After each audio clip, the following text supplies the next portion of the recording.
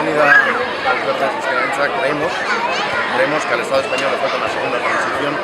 Una segunda transición para resolver dos cuestiones que quedaron pendientes de la primera, como son el modelo de Estado y el modelo territorial.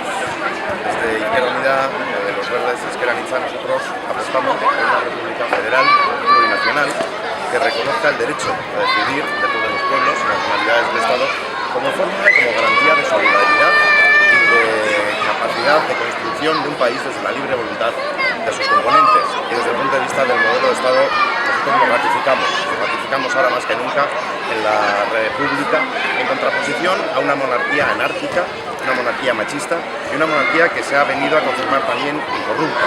En ese sentido, lo que sí queremos hacer es exigir también a la Fiscalía Anticorrupción que trate a Iñaki Urdangarín como el resto de los socios de su empresa y sea imputado inmediatamente como han sido supuestos. Corruptas, incorruptas, ¿eh?